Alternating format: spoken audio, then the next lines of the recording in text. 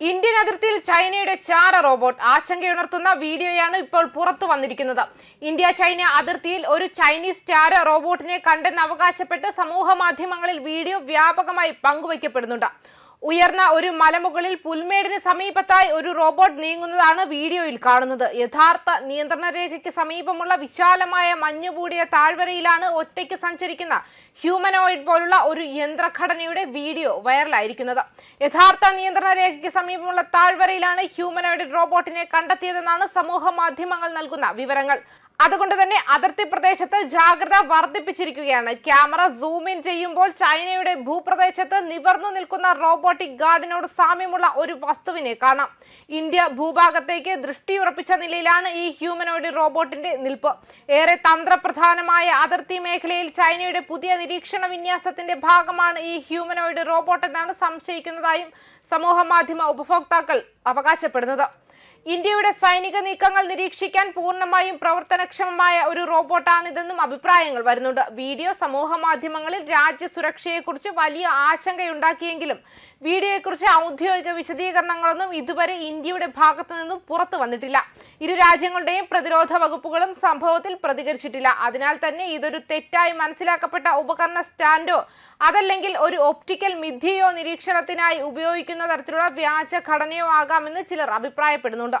അതേസമയം സൈനിക സാങ്കേതിക വിദ്യയിലും റോബോട്ടിക് രംഗത്തുമുള്ള ചൈനയുടെ വളർച്ച ഇത്തരം കൃത്രിമ സ്വയം നിരീക്ഷണ സംവിധാനങ്ങളുടെ ഹ്യൂമനോയിഡ് റോബോട്ടുകളുടെയോ സാധ്യതയെ തള്ളിക്കളയുന്നില്ല. പ്രത്യേകിച്ചും അരുണാചൽ പ്രദേശ് തങ്ങളുടേതാണെന്ന് ചൈനീസ് അവകാശവാദം മുൻപത്തേക്കാൾ ശക്തമായ കാലത്ത് ഇത്തരത്തിലൊരു നീക്കങ്ങൾ തള്ളിക്കളയാനാവാത്തതുമാണ്.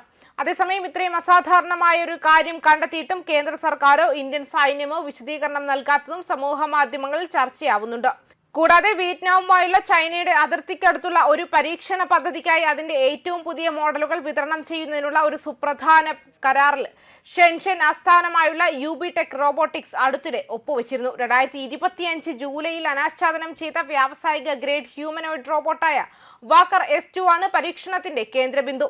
സ്വയം മാറ്റിസ്ഥാപിക്കുന്ന ബാറ്ററി സംവിധാനമുള്ള ലോകത്തിലെ ആദ്യത്തെ ഹ്യൂമനോയിഡായി പ്രൊമോട്ട് ചെയ്യപ്പെടുന്ന ഇത് അസാധാരണമാം വിധം നീണ്ട സ്വയംഭരണ പ്രവർത്തനങ്ങൾ അനുവദിക്കുന്നു. കസ്റ്റംസ്, ലോജിസ്റ്റിക്സ്, തുടർച്ചയായ അതിർത്തി മാനേജ്മെന്റ് എന്നിവയ്ക്ക് അത്യാവശ്യമായ ഒരു സവിശേഷത.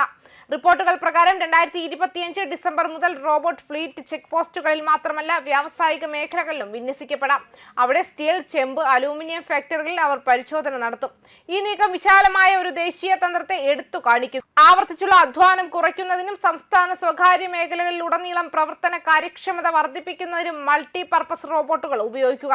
അതേസമയം മനുഷ്യ രൂപത്തിലുള്ളതും മറ്റ് രൂപഘടകങ്ങളുള്ളതുമായ റോബോട്ടുകൾ അടുത്ത നൂറ്റാണ്ടിൽ സാമ്പത്തിക സൈനിക ശക്തികളുടെ നട്ടെല്ലായി വർദ്ധിക്കുന്ന പ്രധാന കണ്ടുപിടുത്തങ്ങളിൽ ഒന്നായിരിക്കാൻ സാധ്യതയുണ്ട്. പാശ്ചാത്യ ജനസംഖ്യയുടെ പ്രായം കൂടുന്നതനുസരിച്ച് നഷ്ടപ്പെട്ട തൊഴിലാളികളെ നികത്തുന്നതിനൊപ്പം ഓൺ ഷോറിംഗ് നിർമ്മാണം സാമ്പത്തികമായി സാധ്യമാക്കാനും റോബോട്ടുകൾ സഹായിക്കും.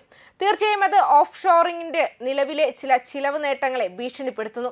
കഴിഞ്ഞ 40 വർഷമായി ചൈനയെ വിജയിപ്പിച്ചത് അവരുടെ കുറഞ്ഞ തൊഴിൽ നിരക്കാണ്. റോബോട്ടിക് റിപ്പോർട്ടിനെ കുറിച്ച് ഡയമണ്ട്സിനെ അഭിമുഖം നടത്തിയപ്പോൾ അദ്ദേഹം ഏതാണ്ട് എന്തും നിർമ്മിക്കാൻ കഴിയുന്ന വളരെ കുറഞ്ഞ ചിലവിൽ ധാരാളം ആളുകൾ അവരുടെ പക്കലുണ്ടായിരുന്നു. ചൈനയിൽ ജീവിത ചിലവ് വർദ്ധിച്ചുകൊണ്ടിരിക്കുകയാണ്. അതിനാൽ മണിക്കൂറിലെ തൊഴിൽ നിരക്ക് വർദ്ധിച്ചുകൊണ്ടിരിക്കുകയാണെന്നും വ്യക്തമാക്കുന്നുണ്ട്. ന്യൂസ് ഡെസ്ക് കർമ്മ ന്യൂസ്.